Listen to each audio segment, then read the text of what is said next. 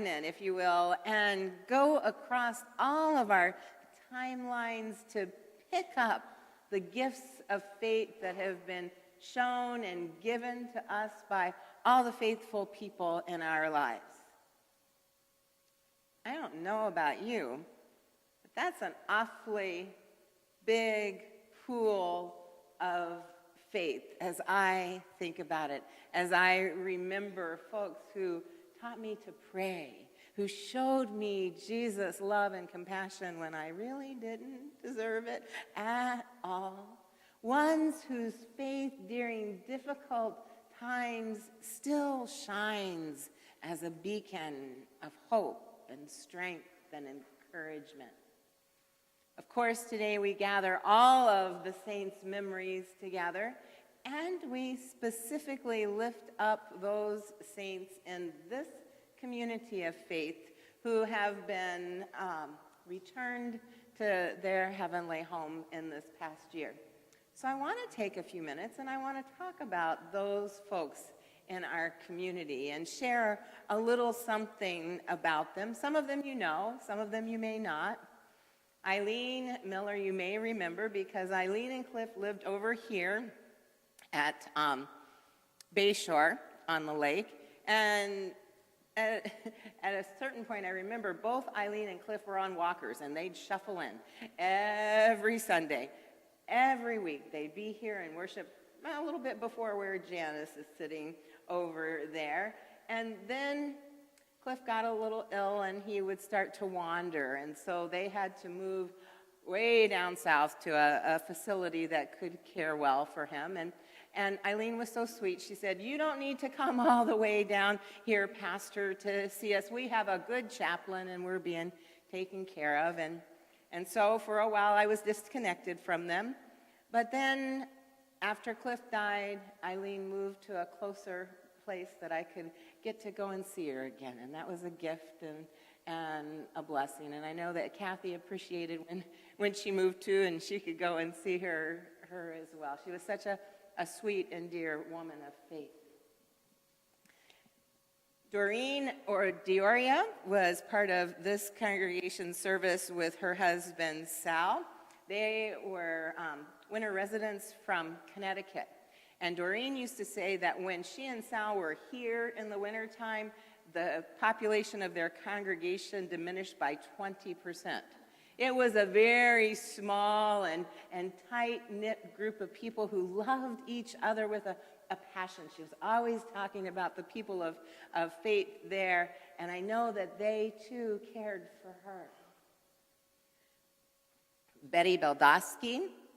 So you probably know some folks, and maybe you yourself have raised grandchildren.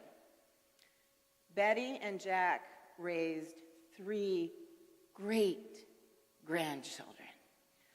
Talk about the amount of love flowing in that household and from Betty's own heart. Brett Peterson was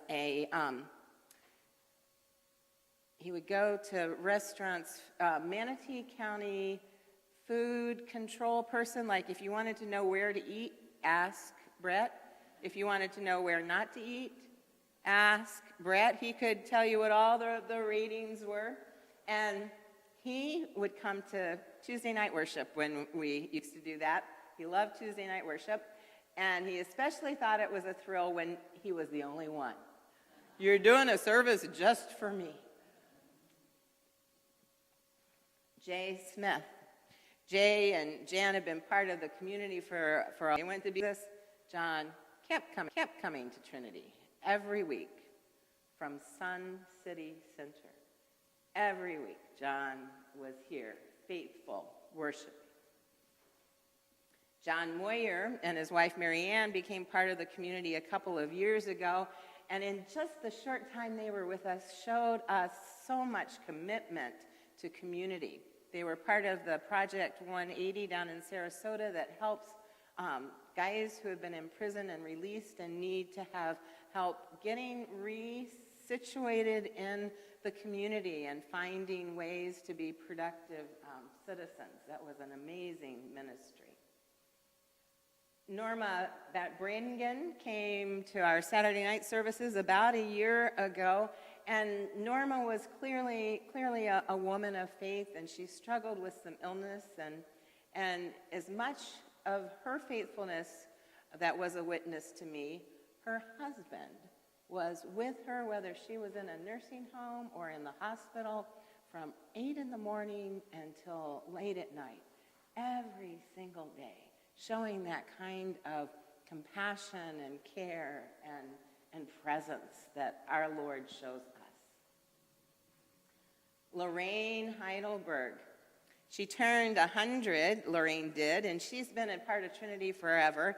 I went to visit her shortly before she died, as she had just turned 100, and she was still recounting at 100 years old all the ways that God had blessed her and continued to be beside her in the joys and in the struggles of life. 100 years. Okay, Pat Zink. So, Pat Zink had a pretty significant stroke a few years ago, and when she was in rehab over at Blake, she told me she had one goal, and that was to get back to worship at Trinity. And so Pat was in rehab for a couple of months, and then she went up to be with a daughter in Tennessee, I think, for a bit, but by golly, Pat was back at Trinity worshiping. And some of you took her and brought her. And I love Meg's honesty because sometimes she would say, no. And I'd say, okay. And her dad would be, Meg, you need to pray. And I'm like, no, we'll pray for her. Yeah. Meg was 43 when she died. Shirley and Ralph Beard are a love story par excellence. They were married just a few days shy of 70 years. And 3 years ago, their daughter Judy and her husband Dave brought them into their house to care for them in their final years.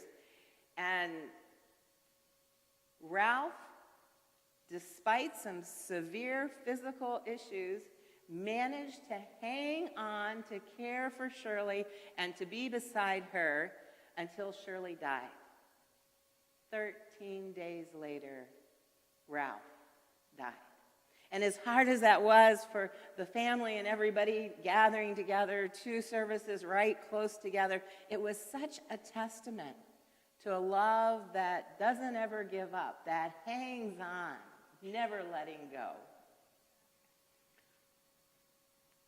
Claire Klingenschmidt.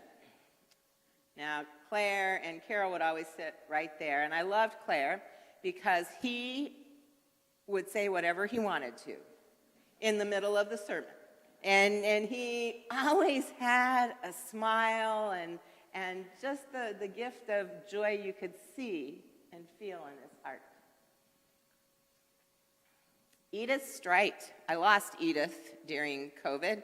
Couldn't find her. Her home phone didn't work. She wasn't living where she used to live. I didn't have a way to get in touch with her kids.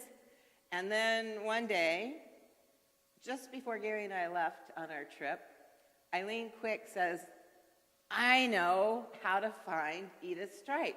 She says, I just learned from my financial advisor that he is her financial advisor as well. I said, so call him, let's find out. And she found where Edith was, and I was able to go and see her. And while I was gone on the trip, Edith died, 102 years old. Wow. What a collection of faith and grace and love is represented at this altar. People who poured their love and care into this community of faith. And then when you add with them all of the people that we remember who even went before them,